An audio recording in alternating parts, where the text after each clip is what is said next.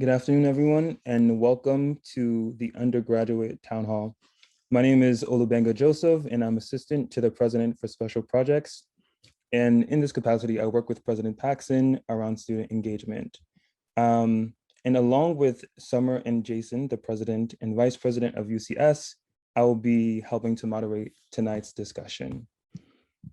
And for those of you who would like to tune into our previous town hall from the fall semester, we'll be dropping a link in the chat function for you to view at a later time. Now, before we begin, I wanted to lay down a couple important ground rules, as well as provide an overview of our sequence of events. So first things first, this event is live and is being recorded, and we will have live captioning available.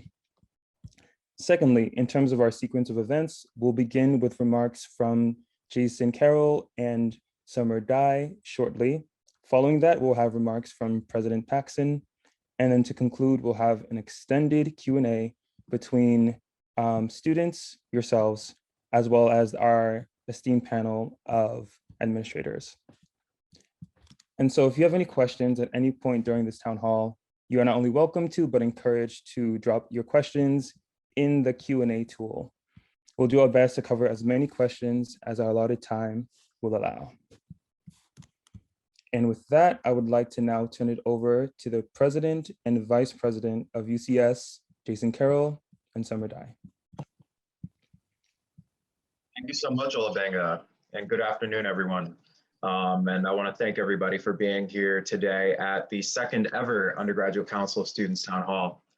My name is Jason Carroll, and it is my pleasure to serve as the UCS President and Student Body President for this academic year.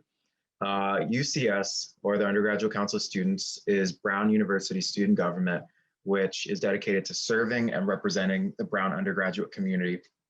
Our work includes advocating for students and shaping university policy, recognizing and categorizing undergraduate student groups, running services and events for the Brown community, and more. We have just passed the halfway point in our abbreviated 2021 spring semester, and I'm also remiss to say my last semester here as an undergraduate at Brown.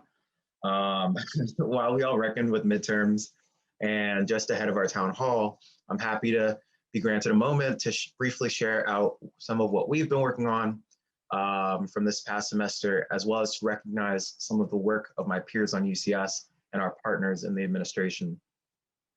Firstly, let me say, typically UCS boards are inactive and take a well-needed recess during summer months in preparation for a busy school year.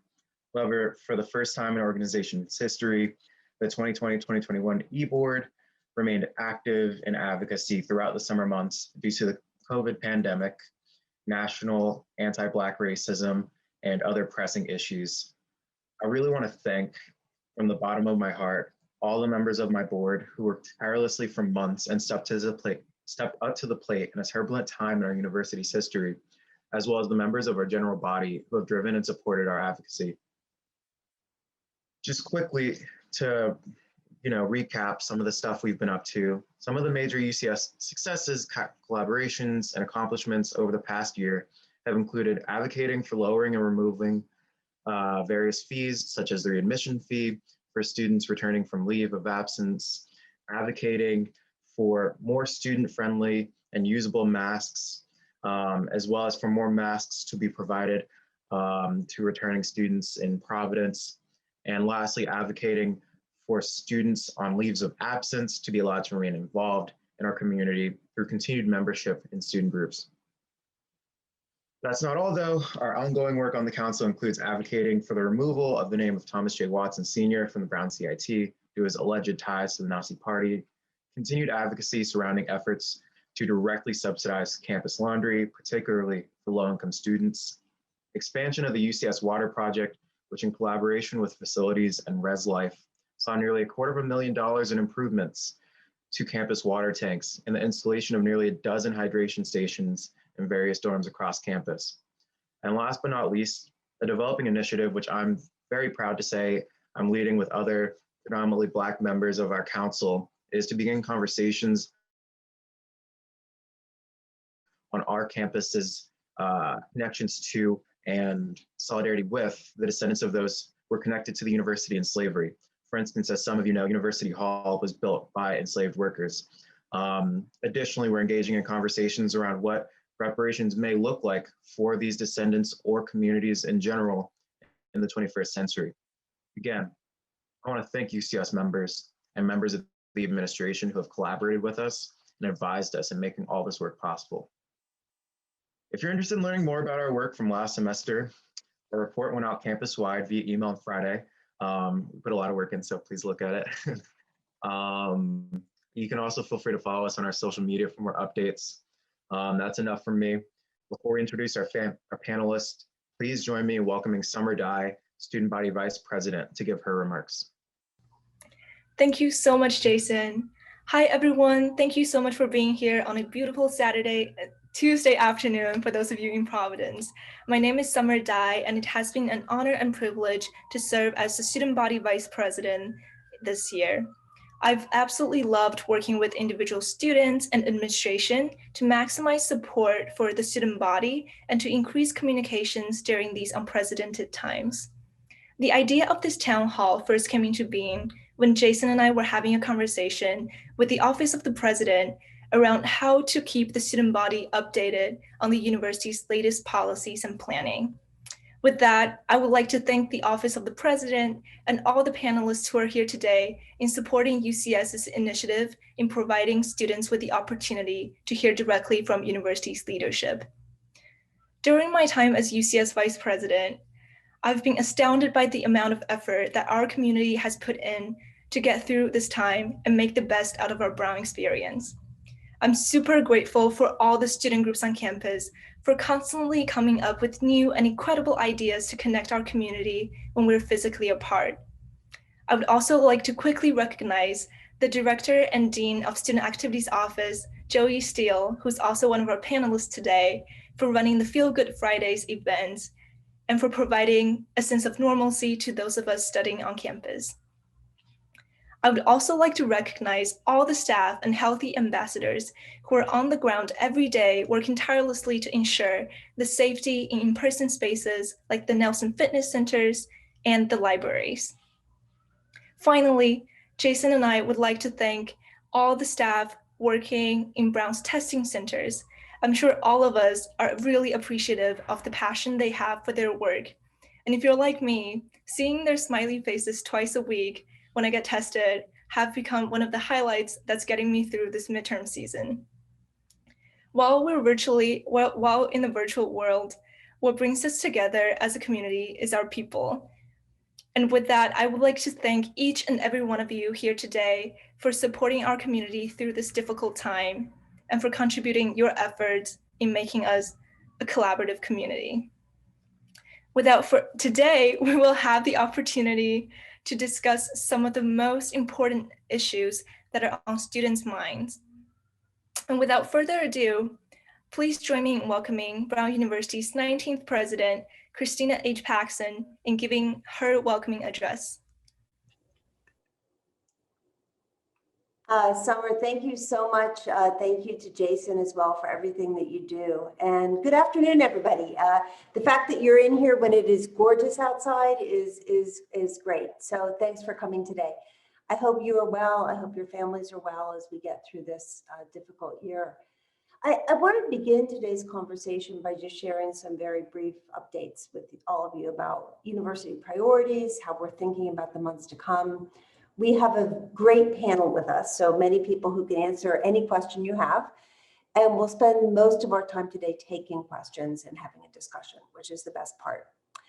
So, as we begin our conversation today, I guess I really just want to acknowledge that it has been about a year now that we've been living with the pandemic. In my office, I have a copy of the BDH headline, Brown suspends classes. It was Friday, March 13th. A year ago.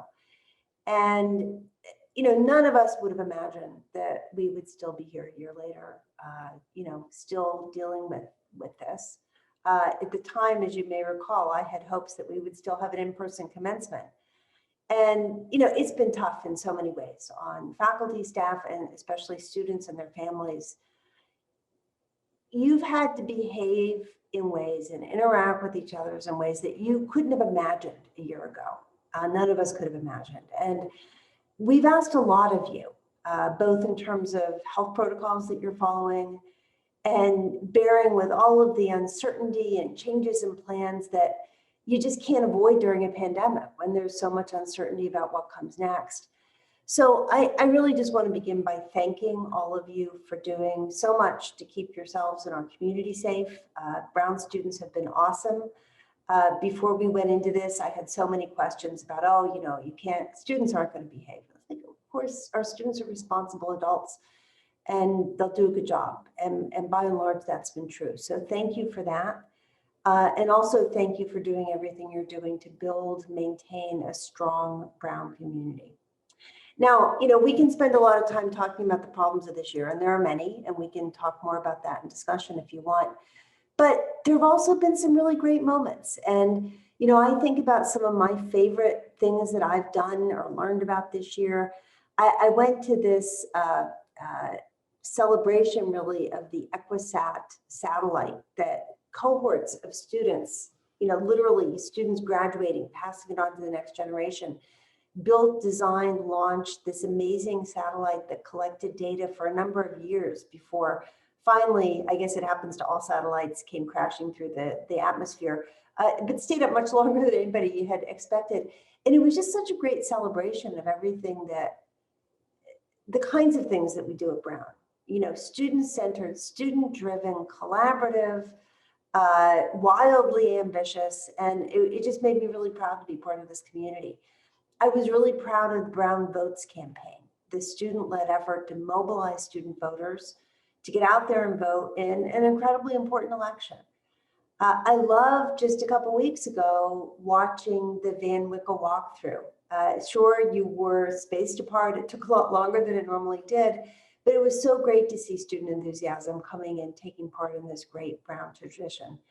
And then finally, I have to say, this afternoon, I had a little bit of time free and I went, you know, grabbed my dog, went up to the main green, and it felt like the main green. It felt like a college campus. There were people out. It felt really great. So it gave me a sense that, you know, we do what we can to find joy during this time. It's really important that we do that, but we have to continue to do that. I know some students are struggling. You know, every time we talk, we put out a reminder that CAPS services are available to students 24/7. Eric Estes can tell you more about that, or Vanessa Britto, who I think is on the call today too. But, you know, try to find joy. I am personally encouraged that we're hopefully nearing the end of this difficult time. It's not going to end with a bang. It's going to slowly peter out as more and more people get vaccinated. And I just want to encourage you to keep your spirits up, be kind, be patient. Please continue to hang in there following the public health guidance. I know it feels like it's been going on too long, but for now we still need it. And that's the way it is. Now, as you all know, on top of the pandemic, this year has seen some extremely disturbing national moments. We've talked a lot about violence against Black people in this country, and I'll say a bit more about what we're doing on that later. We saw the attack on the Capitol. More recently, we've seen an increase in violence against Asians and Asian Americans across the country, driven by a variety of political and other factors. Vice President Shontay noted in a communication that went out to campus last week that, to our knowledge, no Brown community members have been the victims themselves individually of this type of violence, but it's still really disturbing and it causes pain and anxiety for members of our community. So again, you know, we have resources available for anyone who needs support, and we'll be hosting some public events on this in the coming months. So let me just highlight, before I wrap up, a couple of really exciting announcements we've had over the past week or so. So one is we have a new Vice President of Athletics and Recreation. Her name is Grace Calhoun. She's coming from the University of Pennsylvania. And I think she'll be terrific. She's a collaborator. She feels strongly about learning from our student athletes, about how to continue to strengthen the experience that they have. And she's also more generally committed to fitness, club sports, recreation. I was on a Zoom with her last night with student athletes, and I thought it went well, and the questions were great. And she starts in April, so very soon. So we'll have her here soon.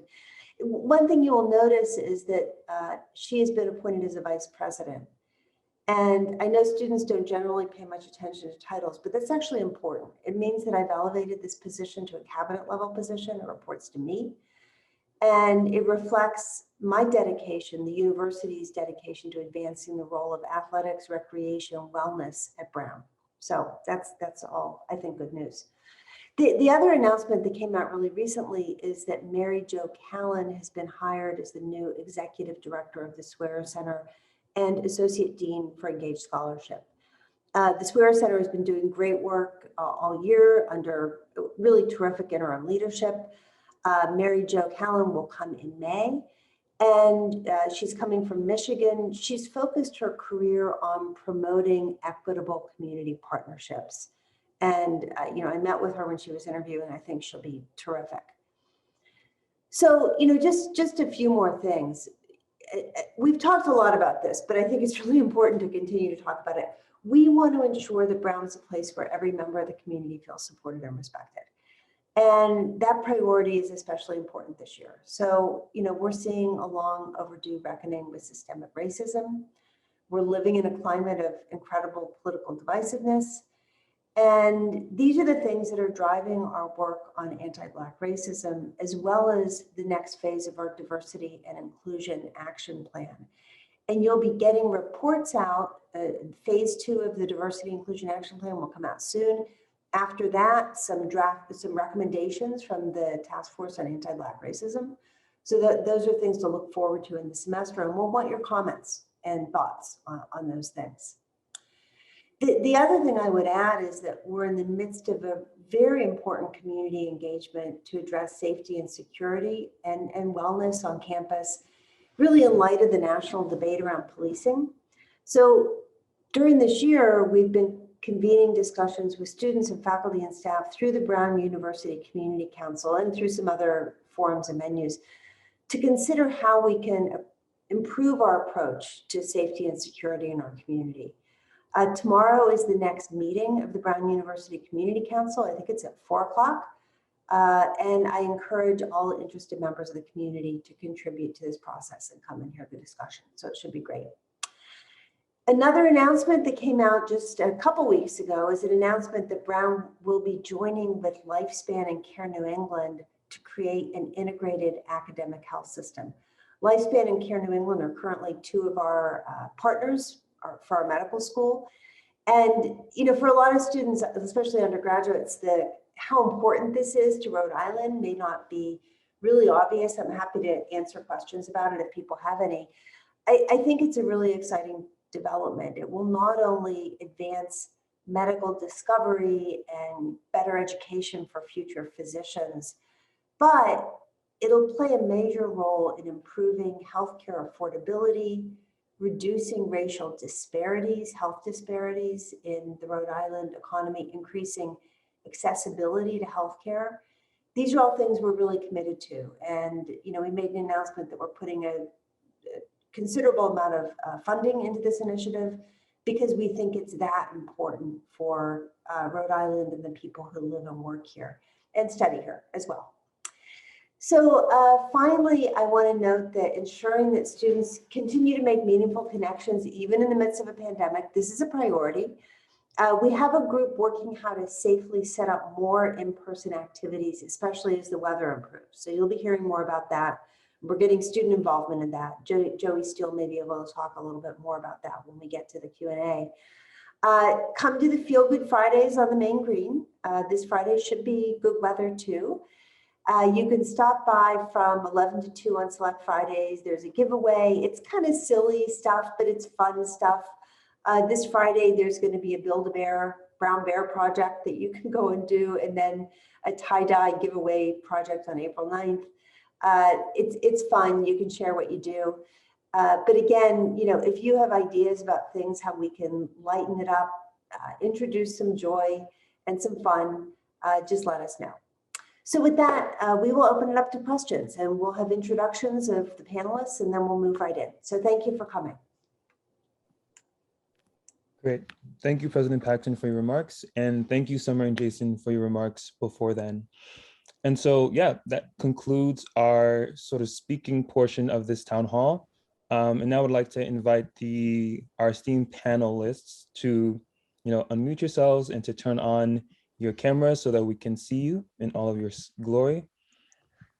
And so this is how this portion is going to work. So for Q&A, the panelists in a moment will introduce themselves, say their name, their role at Brown, and a little bit about what their role entails at the university. And then after that, I'll turn it over to Jason and Summer to kick off the Q&A. But for the first of our panelists, I'd like to begin with AVP Koren Bakkegard. Thank you, Olubenga. We're delighted to be here today. My name is Koren Bakkegard. I use she, her, hers pronouns, and as Associate Vice President for Campus Life and Dean of Students, I oversee the Office of Student Conduct and Community Standards, orientation in the first year experience, residential life, student activities, and student support services. Excellent, thank you. Next, we have Dr. Britto. Good afternoon, everyone. Thank you for having us all here. This is a wonderful opportunity. My name is Vanessa Britto, and in my role as Associate Vice President and Executive Director for Health and Wellness, I have the pleasure of overseeing and working with 5 areas: health, counseling, student accessibility services, Be Well Health promotion, and emergency medical services. And in our work together, we use an integrated model to provide support and care for students, undergraduates, graduates, and medical students. Thank you, Dr. Britto. Next, we have Executive Vice President Russell Carey. Thank you. My name is Russell Carey. I'm Vice President for Planning. I oversee a number of areas, including the Community and Government Relations, the Corporation Office, and the Department of Public Safety. I work on a variety of long-term planning efforts and initiatives, some involving the city and the state, others involving capital projects. And I also chair the Court Crisis Team, which over the past year has involved a lot of COVID-related activities. So I have been overseeing our testing program, chairing working groups around vaccine, and the campus activity level review team. Thank you. Next, we have VP Shontay Delalue. Hello, good afternoon. My name is Shontay Delalue. I'm Vice President for Institutional Equity and Diversity. And in that role, I'm responsible for oversight of the university's strategic initiatives in diversity, namely the Diversity and Inclusion Action Plan, which is our strategic plan around diversity and inclusion. Also compliance related to protected classes. So Title IX, discrimination and harassment. My office serves as the appeals office for ADA Section 504. Also the bias incident reporting process. And last but not least, the affirmative action program. Thank you, VP Delalue. Next, we have VP Estes. Good afternoon. My name is Eric Estes. I'm the Vice President for Campus Life. It's great to be with you all today. You got to hear from my colleagues, Dr. Britto and Dean Bakkegard. I get to work with some really amazing colleagues in Campus Life. It's a bigger division of the institution, 16, 17 departments or so, about 300 continuing and non-continuing staff. And you heard about the departments in health and wellness. And also we have a number of departments that fit into, I guess, a category of community and belonging. Many of the departments that Dean Bakkegard mentioned, plus the identity centers, and together we work to make sure that students are cared for and supported. So many of the resources that support you outside the classroom, not all of them, but many of them. Thank you. Thank you. Next, we have Provost Locke. Hi, good afternoon, everyone. My name is Rick Locke. It's wonderful to see you all. I'm a professor of political science and international and public affairs, and I currently serve as provost. Before I introduce what a provost does, let me just thank Jason and Sumner and Olubenga for all the excellent work in bringing us all together, and also the great work that UCS has been doing all year. The provost at Brown is both the chief academic officer and also the chief budget officer. By chief academic officer, that means that I work with the faculty and all the different departments and centers and institutes and the different deans and department chairs to make sure that the educational programs that we offer at Brown are as good as they possibly can be. So really focusing on making sure that you all as students are receiving a world-class education. And as the chief budget officer, what I do is I chair the University Resources Committee, the URC, which is a committee, democratically elected committee of students, undergraduate, graduate, medical students, staff, faculty, and some administrators. And we put together the annual operating budget that supports all that we do here on campus. Nice to be here today. Thank you, Provost Locke. Next, we have Dean Steele. Thanks, Olubenga. Hi, everyone. My name is Joie Steele. I'm Associate Dean and Director in the Student Activities Office. And that role oversees the full office, including student organizations, all of our student-run events and programming. And I do a variety of other things divisionally and university right around student experience. Happy to be here today. Thank you. Up next, we have Director Sullivan. Hello and welcome. My name is Colin Sullivan. I am the Deputy Director of Athletics here at Brown University. I am currently serving in the role of Interim Director of Athletics until the arrival of Grace Calhoun, our new Vice President and Director of Athletics. Thank you for having me here this afternoon. Thank you. And last but certainly not least, we have Dean Zia. Thank you, Olubenga. Hi, everyone. My name is Rashid Zia. I'm a Brown undergraduate alum. I serve as a faculty member in engineering and physics, and I currently have the pleasure of serving as Dean of the College. The role of Dean of the College is the Senior Academic Officer for Undergraduate Affairs, and the mission of the college is to help support your learning. In the college, we have a number of programs, including academic advising, curricular and co-curricular programs. And in addition, we help to oversee several centers, including the Center for Careers and Life After Brown, Career Lab, as well as the Office of International Programs and the Swearer Center for Public Service. Thank you, Dean Zia. And with that, I think we have all of our introductions. And so I will turn it over to Summer to kick off our Q&A. Thank you so much, Olubenga, and to all of our panelists for your amazing introductions. Our first question is for VP Carey, Dr. Britto, and the Provost. So, what's the threshold and timeline for returning to normal campus operations? So I'll be happy to start, and I'm sure Dr. Britto and Provost Locke would be happy to join in as well.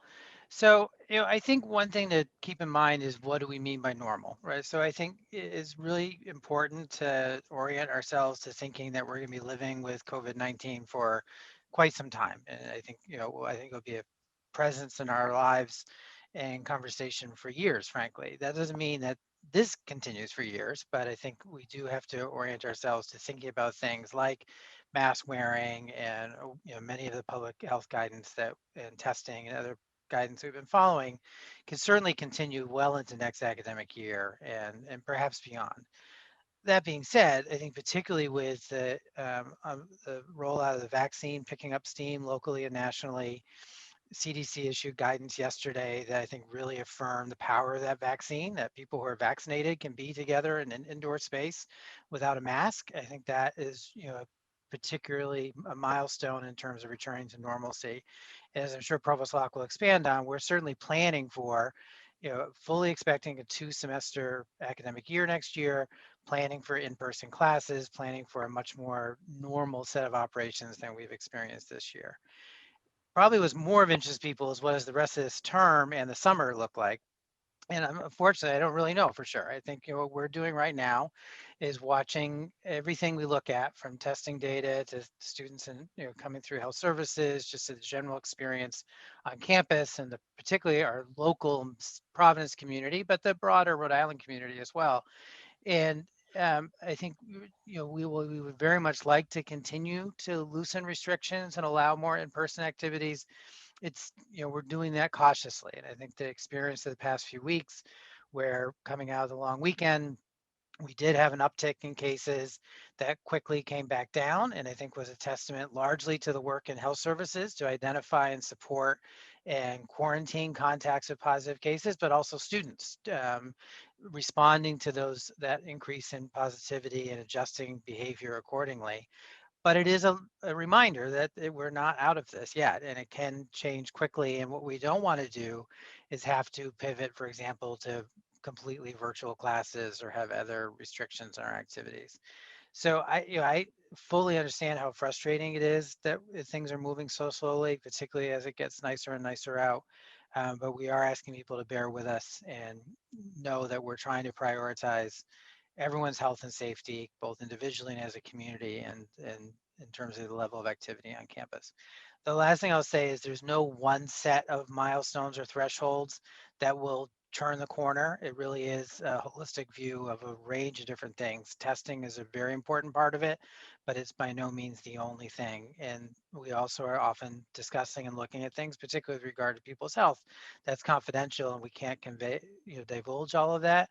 But we are really taking a very holistic approach to making sure that we maintain as much of a residential academic experience as we can within the constraints of where we are in the pandemic.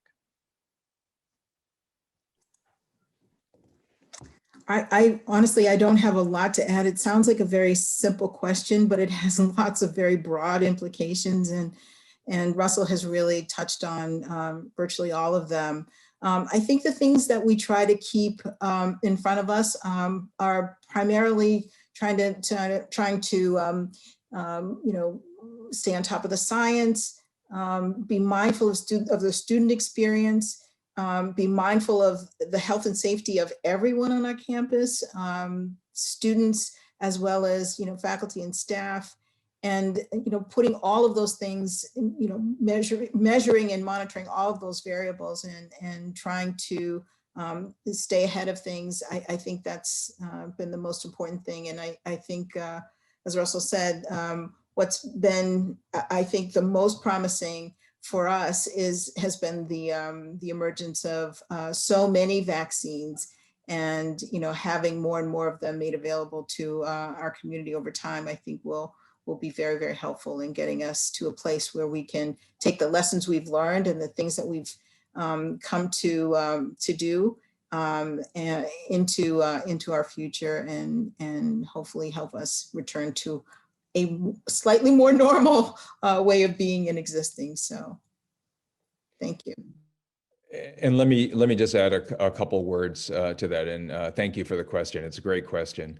There are really two different phases. One is the rest of the spring and the summer, and the other one is the fall. And while we're looking at lots of things, and what we're able to do is really what we're allowed to do by the public health authorities that actually determine, group size and activity levels, et cetera. A lot of what we do follows that guideline, but there are really kind of two basic variables that we look at, and it's not a particular thresholds. It's just two key variables, which is the prevalence of infection and the prevalence of vaccination rates. And what we're hoping for is that over the course of the next several months, and certainly by the summer, that the vast majority of adults in the United States will be vaccinated. Those who can be vaccinated, those who choose to be vaccinated in our community and hopefully throughout the country. And based on the assumption that the vast majority will be vaccinated and that the prevalence of the infection, as Russell Carey said, it won't go away, but it will be hopefully much more manageable, that will allow us in the fall to return to a 2-semester academic model with traditional density levels in the classrooms, in the laboratories, in the dormitories, and in extracurricular activities, in the gym, et cetera. That's what we're hoping for, based on especially the CDC guidance that we received yesterday, which was very, very good news. So that's what we're planning for the fall. Until then, I can imagine that we will slowly but surely open up some set of activities, especially outdoor activities as the weather improves, but that's going to take time. It has to be done very, very cautiously, and it will be following the kind of public health guidance that we have been following for now a year, allowing us to figure out what we can and can't do. I know you're sick of it. All of us are sick of it. But we just have to hang in there a few more months so that we can return to something resembling normalcy and still stay healthy. So thanks. Thank you so much, Provost Locke, VP Carey, and Dr. Britto for answering that question. I would like to point out that these questions are submitted by our students beforehand, and if anyone right here has a question, please feel free to type them in the chat or try to get to it. With that, I will pass it on to Jason to ask the next question. Thank you, Summer, and thank you to all the panelists.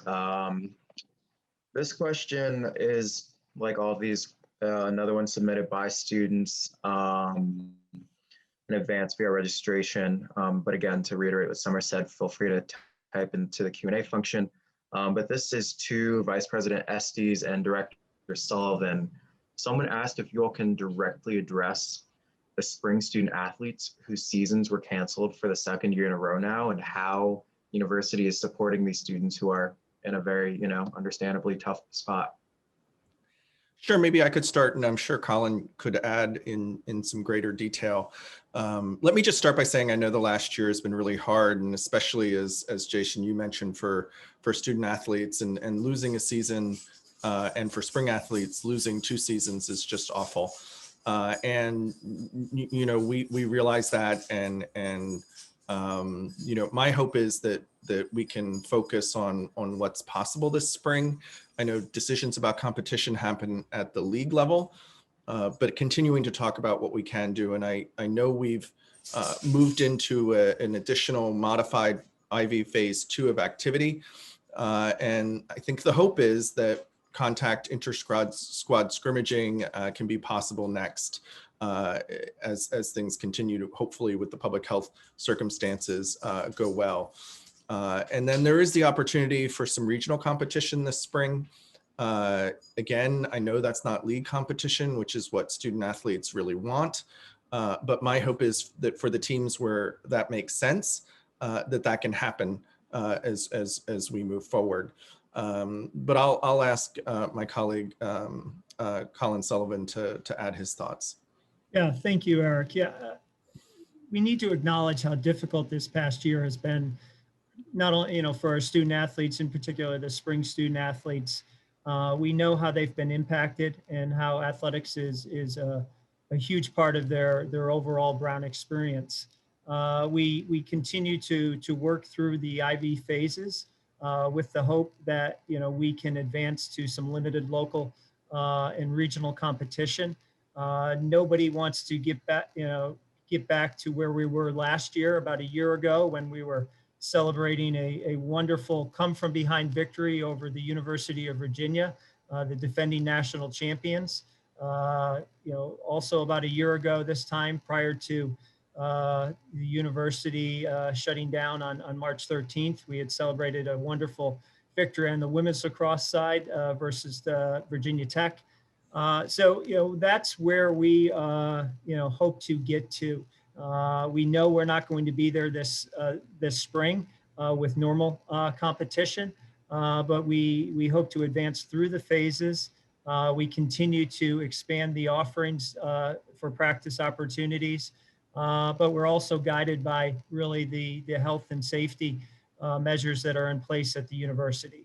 We're going to continue to follow those to make sure that our students and our student athletes are positioned well, and then hopefully, if we have success, and it's hard to predict what the next few weeks will bring, but we're going to continue to comply with university protocol and policy, with the hope that there will be some opportunities available to us as we advance through the spring here.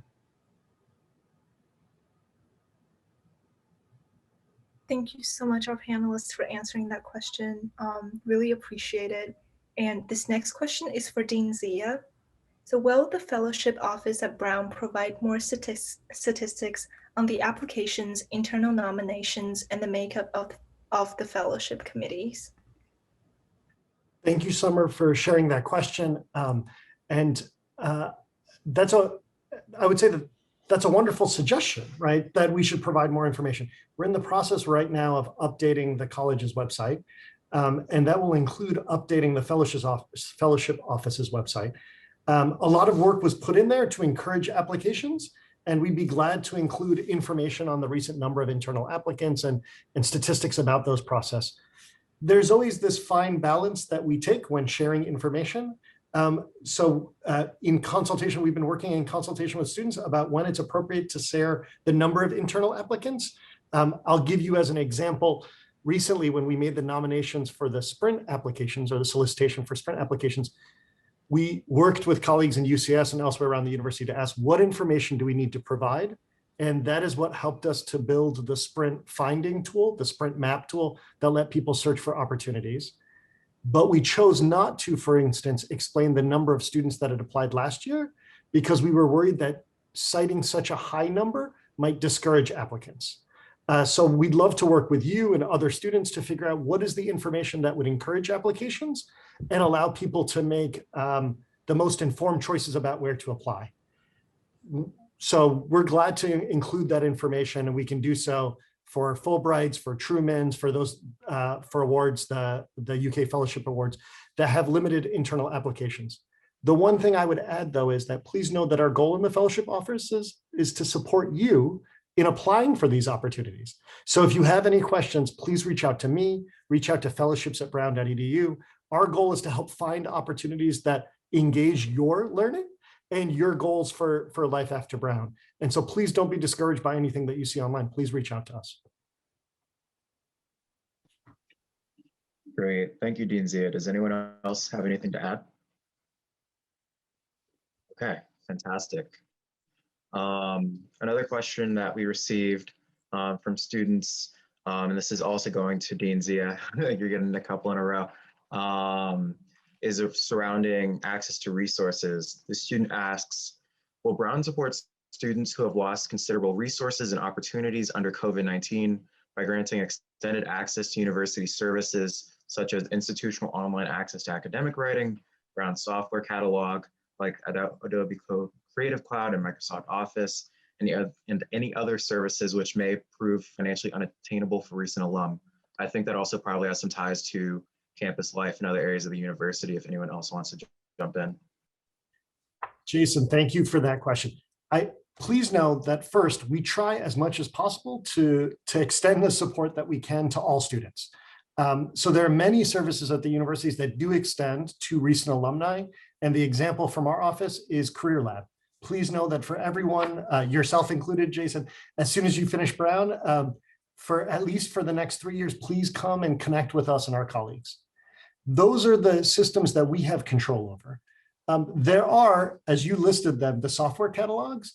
Those licenses are contracts that are signed with external parties that really are related to student status.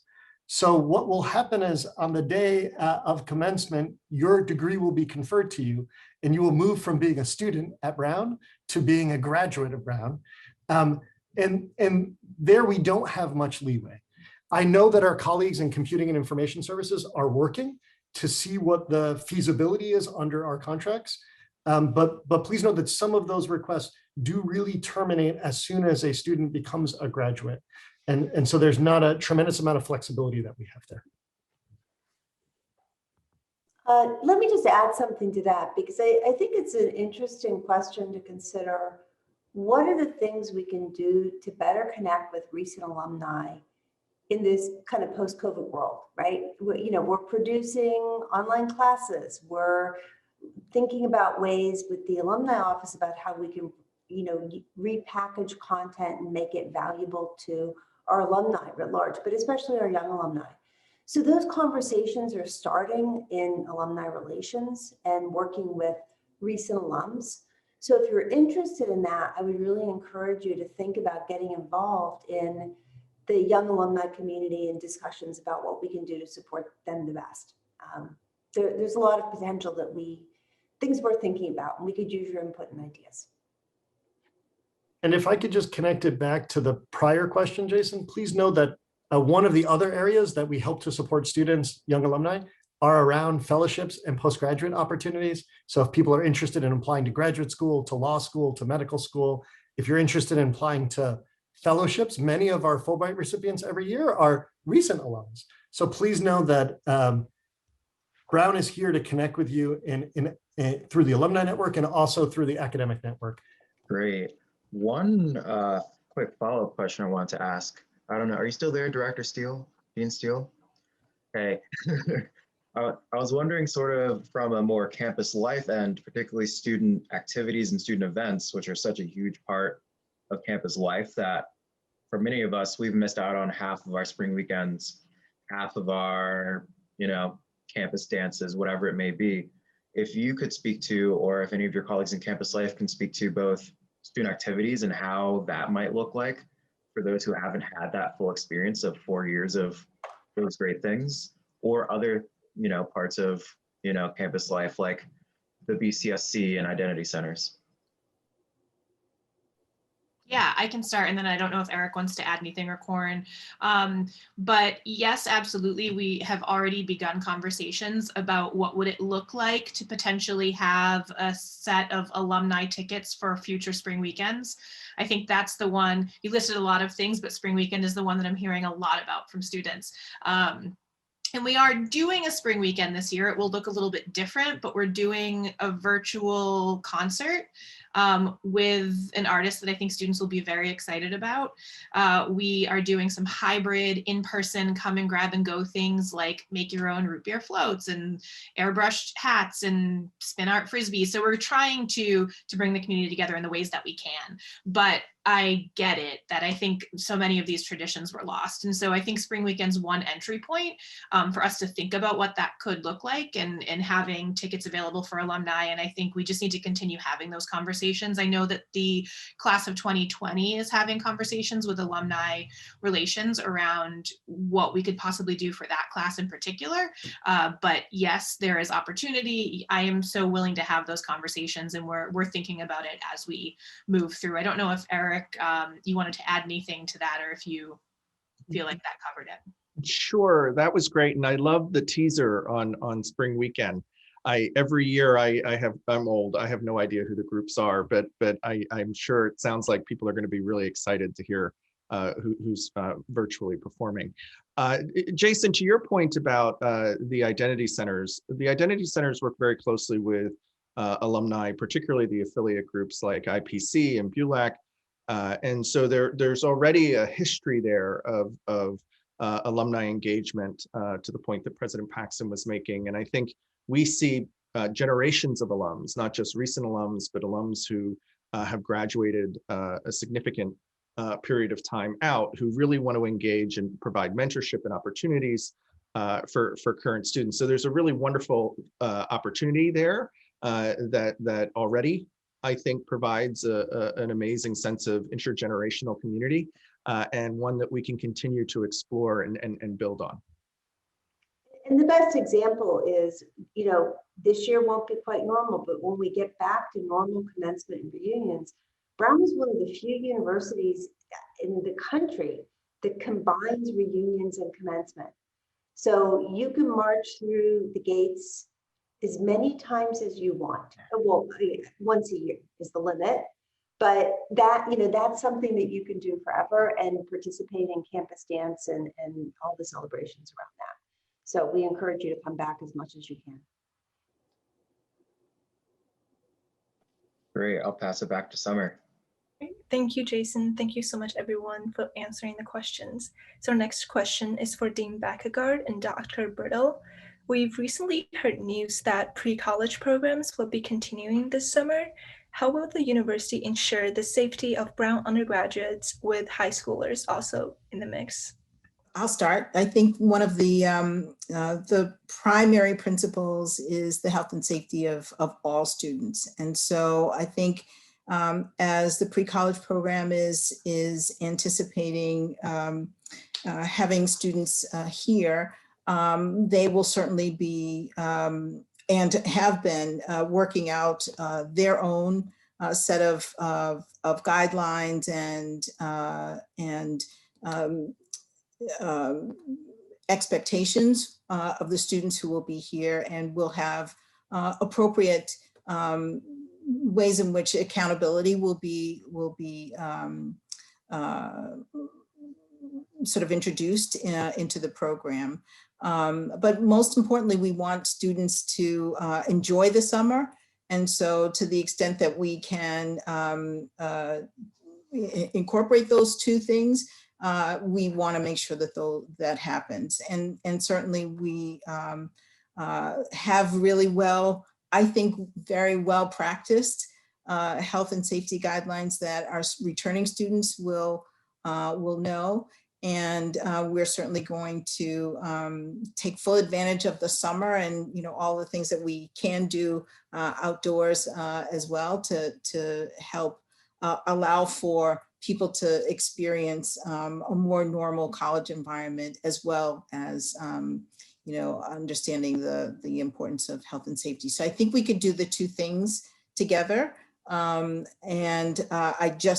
think that we'll just need to make sure that the education and communication is clear for pre-college students who will not have been here before. So, Koren, do you want to say more? Yeah, the other thing I would add that I hope will be reassuring to our undergraduate students is that the pre-college students who come and stay on campus with us will be in different residence halls from the continuing undergraduate students. And there won't be card swipe access for the pre-college students into the undergraduate student residences or vice versa. So I think the level of risk that might come from crossing paths with one another outside or picking up dining hall meals, I don't think should lead to any cause for concern for undergraduate students, that these will really be distinct populations and students engaging in really distinct programs from one another.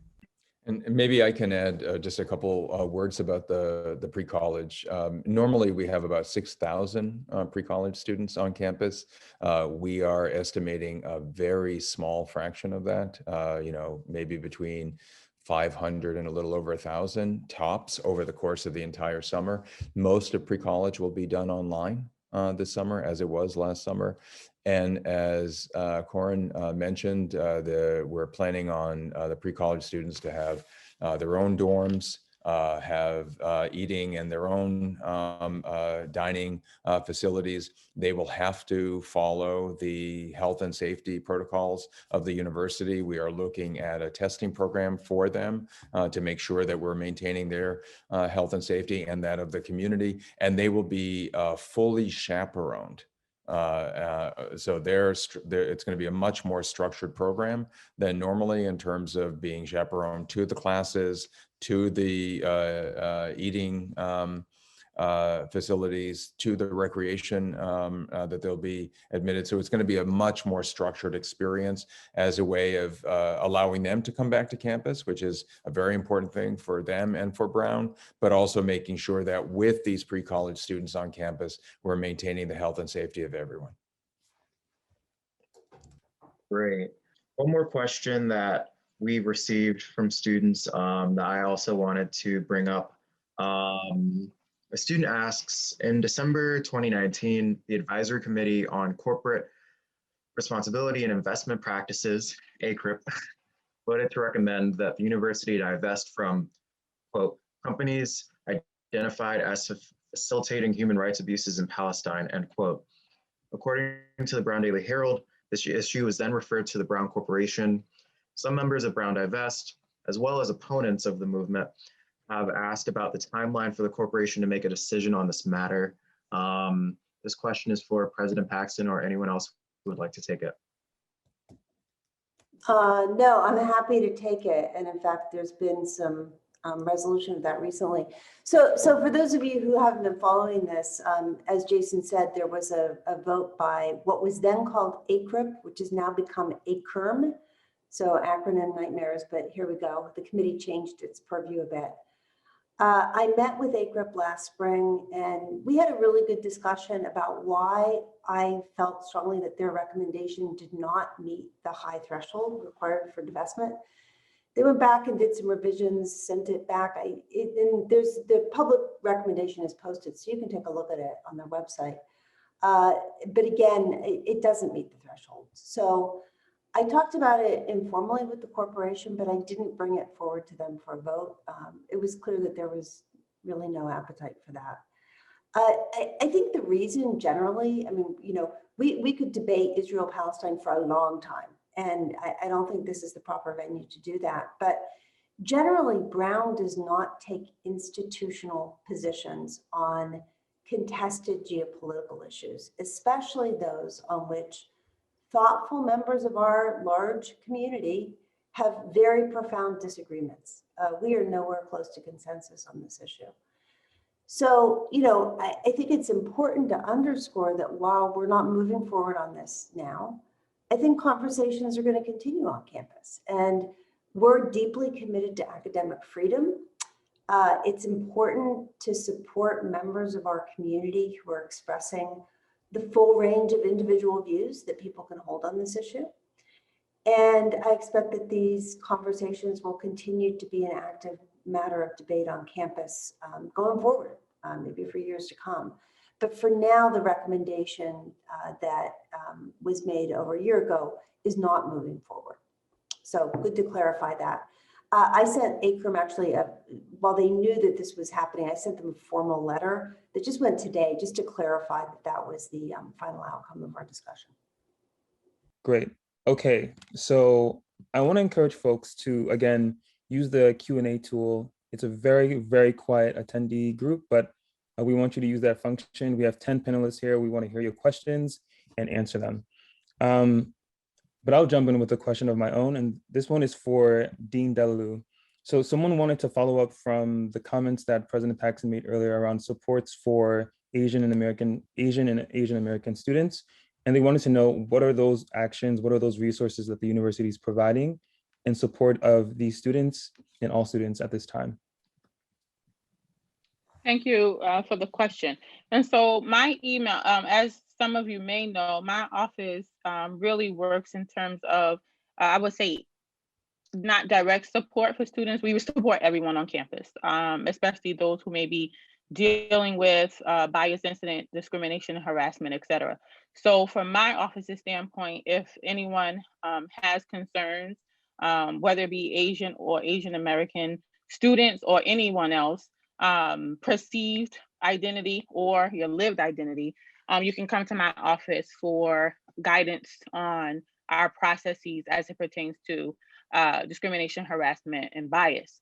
I'm going to turn to my colleagues in campus life as they provide, as VP Estes noted earlier, direct support for students in a variety of ways. And so what my note mentioned last week was ways in which to access those supports, but VP Estes can speak a little in more detail about that. Sure, and then there may be others who want to also share. I know this has been a topic of conversation for a lot of us. I know the Brown Center for Students of Color has done a number of programs in the last couple of weeks, one on contemporary issues of concern, during which obviously this issue came up, and then more recently a gathering for Asian American faculty, students, and staff that was incredibly well attended, where again, it was an opportunity for the community to hold space together and have a conversation about where the community is and what it needs moving forward. And I anticipate that those meetings will continue. There was a tremendous amount of interest in doing so, and so the centers are doing what they do. They're examining a very important issue right now for Asian Americans, and thinking about what the community needs moving forward, both educationally but also personally. I know that staff in campus life who work with Global Brown have been collaborating around how to support Asian students, particularly international students. And I don't know if Provost Locke, you would want to comment, because I know you've been very involved in this. Yeah, maybe I can just say a couple additional things, and it's a really great question and a very important issue. So both Global Brown and the OISSS office have been reaching out to individuals, both students and scholars who are, international Asian, to make sure that they have support around immigration issues, visa, because we know part of the issue has been impacted in terms of travel restrictions, et cetera, providing legal support when needed for some of that visa work, as well as financial support for individual students who may, or scholars who may need help with their immigration practices. So that's one thing that I know has been going on. The second one has already been mentioned by both Eric and Shontay, is working with BCSC for around this programming.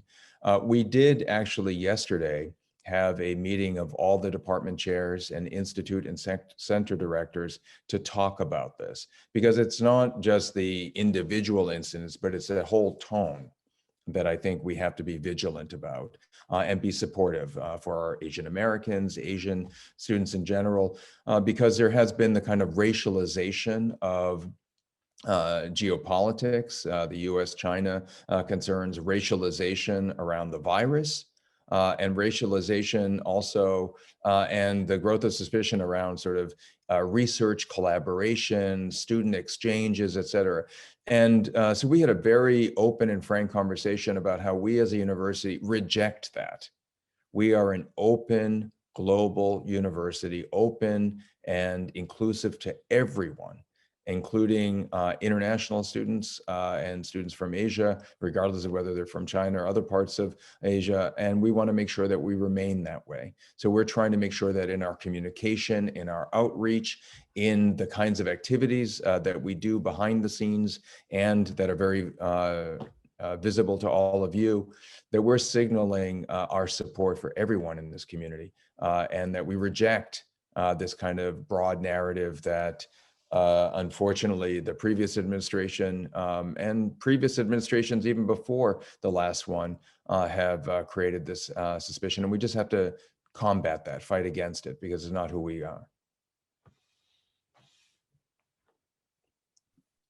Thanks for those answers, everyone. Jason, would you like to field the next question? Yeah, sure thing. Our next question has to do with the Brown Lifespan Care New England Integrated Academic Health System. That's a mouthful. I was wondering if any of you all, either President Paxson or Provost Locke, perhaps could speak specifically to the funding and monetary aspects of that deal, which have been a large question for many undergraduates, as I've seen. Particularly, that announcement comes with a $125 million investment from the university over 5 years, during a time when I'm sure, as we all know, it is a recession, it is a financial recovery. If you all can share any information to help clarify for students where that money is really coming from and how that works. Yeah, sure. I'd be glad to take that, Jason. So we made a commitment once this new integrated health system is established, which could take a year, that we would commit at a minimum $125 million over 5 years. That's $25 million a year minimum. And what you have to realize is we invest a lot in medical research, medical education, and healthcare as a matter of course. And the difference now is that this funding is going to be, the way it's spent is going to be decided in a very strategic way in coordination with the health system, which hasn't happened in the past. So in the past, if we'd said, hey, we're going to set up a new research program in cancer, we haven't really done that in concert with our health system partners. So we can say, hey, how can our research and education integrate and support clinical care for people who live here in this state? So, it will be more funding going in. I think that's important. One of my jobs as president is to raise money for the university. This is something that a lot of people who are connected to Brown, who are connected to Rhode Island, care about because they want healthcare in this state to become higher quality, more accessible, more equal. So I'm not that concerned about being able to raise those funds and do it in a way that doesn't impinge on or hurt any of the other university priorities. So that's what we're doing. You know, we talk about being a good community member and doing good things for Providence and Rhode Island. And frankly, I can't think of a better investment that Brown can make if we're going to be great at what we do, education, research, but also great at supporting the community that we live in. If I could just add something, if that's okay. In addition to the new funding that President Paxson has already started raising and will continue to raise, as she said, we do support the academic medical enterprise, and we have for years. For example, a few years ago, the university worked with a group of specialty practice plans. In Rhode Island, they're called foundations, to create something called Brown Physicians, Inc. These are our clinical faculty. These are Brown faculty who are also working in their own foundations, in the hospital, et cetera. And they're creating actually opportunities for research for our undergraduate students in their labs. That has already been going on, and we've been supporting them. And so we will continue to support them.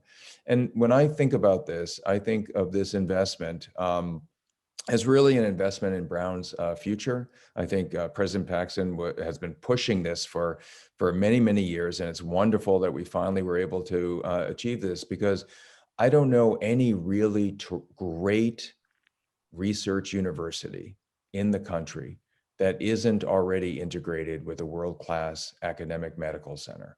And if you think about where some of the exciting fields are going, they're really at the convergence of health and life science, public health, and data science, and social science, and even in the humanities. And that convergence is really important to Brown's future. And having a unified academic medical center where Brown is a key player is really important for the future of the university and the future of the kind of research and teaching that we can do. Thanks, Rick. Thank you, President Paxson and Provost Locke. And finally, I'm seeing some questions roll in the Q&A tool. That's great. I'll take the first one. And so this person wanted to know that as vaccines become more available, will it be the responsibility of students to get vaccinated, or does the university plan to facilitate the distribution of vaccines to any extent? And so maybe we can start with EVP Carey and Dr. Britto. Sure, I'll start, and I'm sure Dr. Brewer can join in as well. So we would love to be doing it directly, and at the moment we don't have that ability. So in some states, college universities, particularly ones actually that have hospitals, have been distributed vaccine directly. That's not happened yet in Rhode Island. So at the moment, our vaccine efforts are really oriented around education, advocacy, and outreach, encouraging members of our community who are already eligible, for example, healthcare workers, students who work for EMS, medical students, faculty now 65, faculty and employees now 65 and older. It's changing rapidly. The new governor announced a plan today to vaccinate all K through 12 educators by the end of this month. So I think eligibility, supply, distribution strategies are all changing, really week by week, if not more frequently. We've offered to help and support that distribution effort any way we can, not necessarily to supply it directly to Brown community members, but even to host a site. And at some point, the state may call on us to do that. As the months progress and the supply gets broader and deeper, it may very well be that we're able to do vaccine clinics, just like we do flu shot clinics every year, but we have no ability to predict that right now, if that will happen at all, and if it does, when that will be.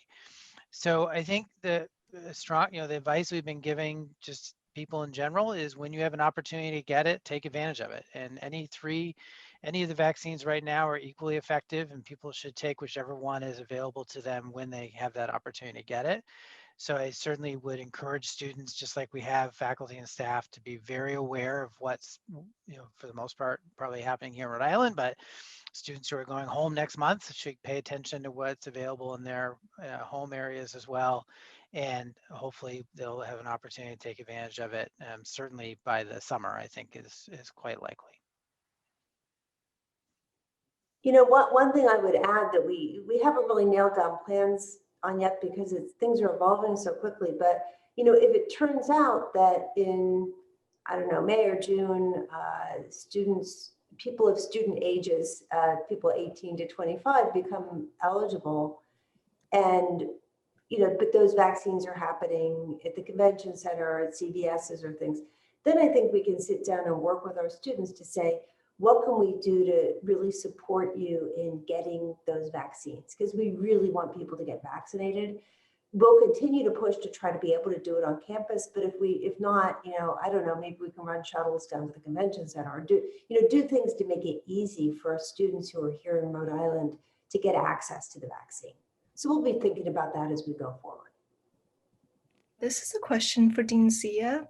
It's also submitted by our students. So one important way we can promote inclusion in classes is providing content warning before lectures. Unfortunately, this practice is not standardized across classes. What steps are the university taking to ensure that professors properly content warn their lectures so that everyone can equally participate? Summer, thank you for that question. I would say that there are several means by which faculty try to share in advance, all instructors in advance the content of courses. The first and foremost method, of course, is the syllabus and the materials that they share. So I hope that you have found and that your classmates have found that the materials, the reading materials, any film viewings, etc., are listed on the course syllabi. There are varying practices about what to disclose about the information that is being read, because there are obviously lots of sensitivities that people might have based on their life experiences. I think the best conversations to have, if a student encounters some material that is difficult, they're of course welcome to come talk with academic deans in the college. If you look up Academic Advising Brown, it'll link you to a website where you can speak with an academic dean any day of the week. The other would be, I would hope that through office hours and other means, that students would feel comfortable talking in general terms about this need. The best way to help inform and keep advised instructors about what needs you might have as students is to be in conversation with them. And so I would encourage you or your classmates or whoever asked this question to reach out to speak with some of their instructors about how they choose materials, what kind of warnings that they might want to see.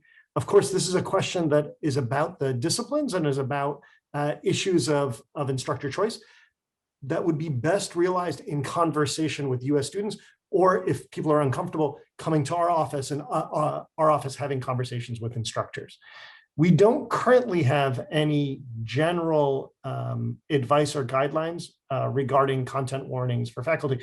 The question is really making sure that we share all information in advance with students so that they know what's coming up in a particular course. Follow up regarding accessibility, Dean Zia. One thing that I've noticed is that a lot of students have asked for live transcript or automated transcript to be available in all their classes. From what I understand, professors both have to enable it in their settings, and then each day that they're running the Zoom class, re-enable it. And I was wondering if the university has sent out any communication about making this transcription service available. So we've sent general guidelines about how instructors can help make their coursework accessible, including their recordings and the transcripts. I believe some of your colleagues on UCS have actually reached out. They've made a great slide deck about how to do that for Zoom. Our suggestion was also, a lot of us are using things that are not Zoom. So I, for instance, use Google Slides, and Google Slides has a great transcription service that's a little bit easier to run and automatically appears. That service is also available with PowerPoint. So our hope is to combine some of those materials that UCS helped together and put together with other materials about other platforms where the imperative is not that you switch it every time. So for anyone who uses Google Slides, turning on that transcription is quite easy, and therefore you don't need to go into Zoom and make those features available. So we'd be glad to partner with Jason with UCS to get that material out and share with instructors. It is also, please note that it is our hope that the new learning modalities and the new resources that have become available this year will extend into the future. I, for example, was a faculty member who started doing lecture capture because a student asked for it because they were missing something to go away to events. And then once I used it, I found that it was a tremendous resource for myself and for our students. And I hope that there are many faculty right now that are seeing the benefits of lecture capture, of live transcription, and that these will continue on for years to come and will just become the baseline support that we have for most, if not all, of our classes moving forward. Great, I appreciate it. Our next question has to do with certain recent campus conversations. Sorry if you hear the background noise. I hope not, though. So this kind of goes out to the whole panel. I think it touches a lot of folks: Dean Bakkegard, VP Estes, Director Sullivan, President Paxson, VP Delalue. A lot of recent campus conversations have been surrounding accountability for those in our community who break health guidelines. As some of you have even mentioned to me, in campus conversations among undergrads, there have been notions and concerns that certain communities, particularly communities with more privilege and athletic communities, aren't necessarily being held to the same standards as other groups of students. We all have a variety of perspectives and institutional lenses that you're looking at this through. I was wondering if you could touch on what that conversation has looked like from an administrative end. Sure, I'm happy to start, and then if colleagues want to comment as well, that would be great. Let me just share a couple of, I think, very, very important points. First, I think to President Paxson's point at the beginning, we have been very impressed that the vast majority of students are following the public health guidelines and making healthy choices. I think that was a big question going into the academic year. And I think it's been really impressive. So I don't want any of my comments to seem unappreciative or somehow not recognizing the fact that the vast majority of students are working very hard to follow the guidelines.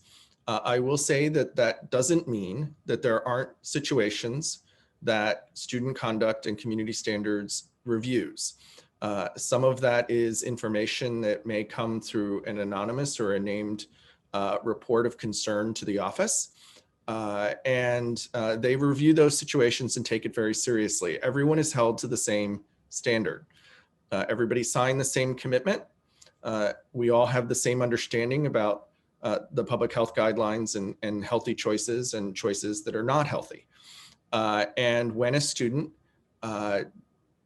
makes a poor or bad choice, we work with them. In some cases, that student just needs a little extra help to figure out how to be compliant with guidelines.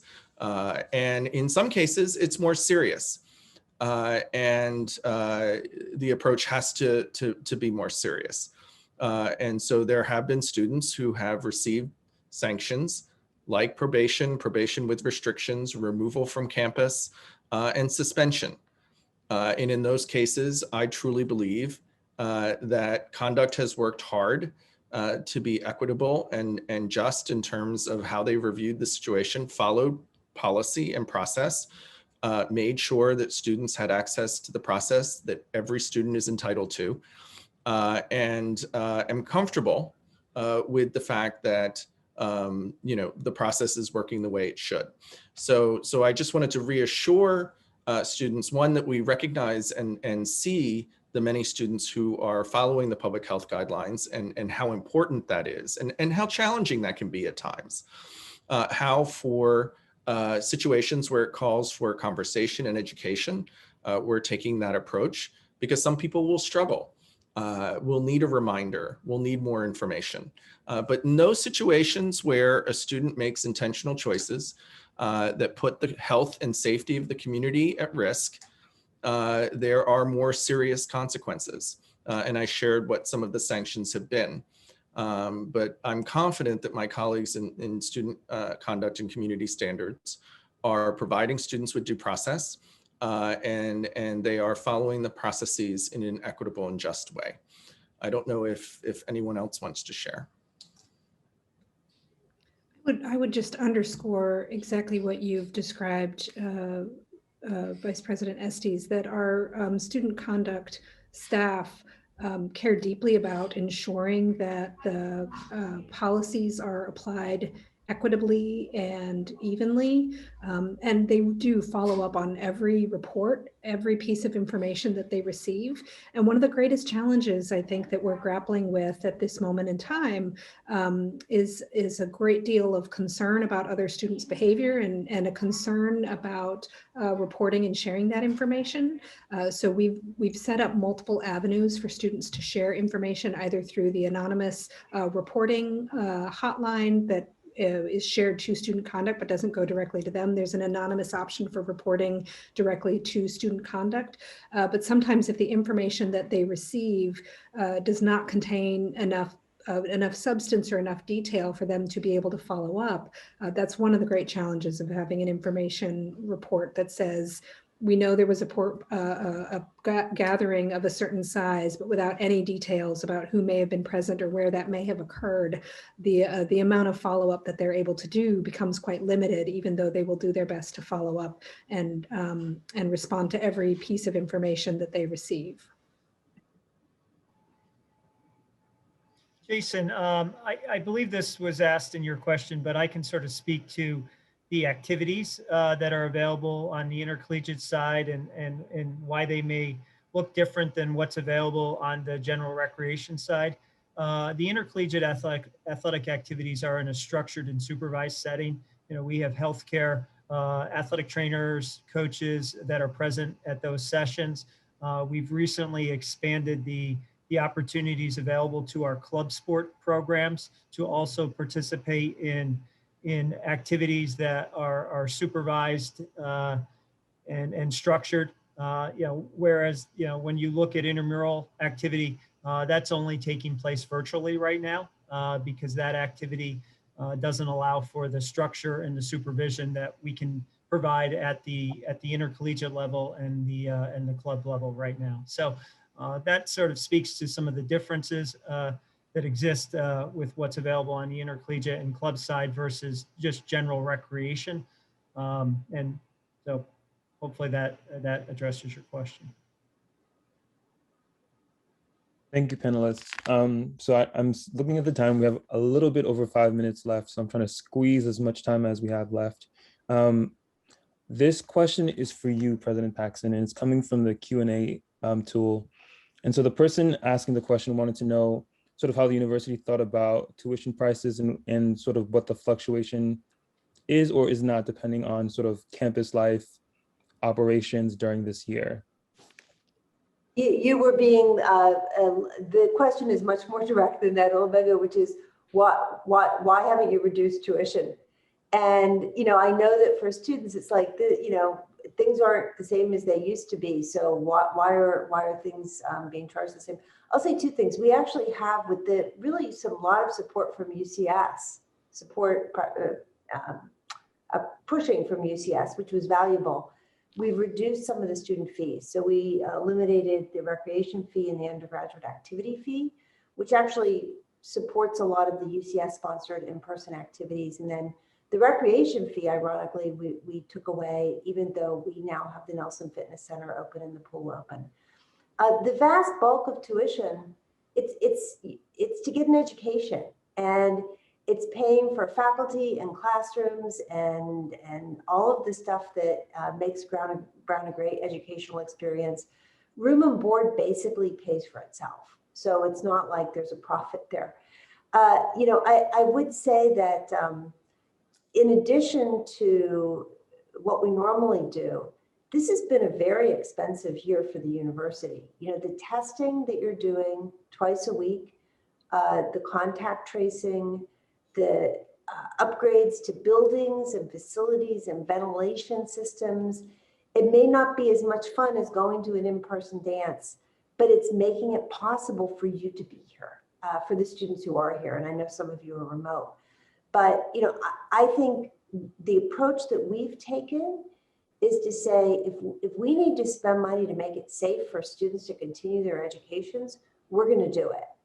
At the same time, we've modified some of the fees that we think it was really just an equity issue to make it clear that, yes, you know, recreation is not what it once was. And so we took that fee away. But I hope that answers your question. Thank you so much, President Paxson. So the next question we have from student is about standardized testing. So recently there has been a conversation and concern surrounding the impact of testing, like the SATs and ACTs, on the admission process. And a student activist coalition called SCE has sponsored a referendum for students to vote on whether they believe Brown should become test optional. Can you speak to your views on standardized testing and its future in the Brown community? This is open to all panelists. I think the provost should take that. Yeah, so that's a really great question. As you, I think, all know that both last year and this year, we did go test optional, just because we didn't realize, we realized that not all students would have access to taking the test. And we're tracking that very carefully to see what has been the experience in terms of the application process and then the students afterwards. The Dean of Admission, Logan Powell, has also been discussing this with other universities. And we know that, for example, the University of Chicago has gone test optional for a number of years. And we have been in conversation with them to try to learn more about their experience. We are tracking this very carefully to make sure that we're making a informed decision for Brown's future, to make sure that what do we want? We want to make sure that Brown is accessible to all great students who are capable of being here.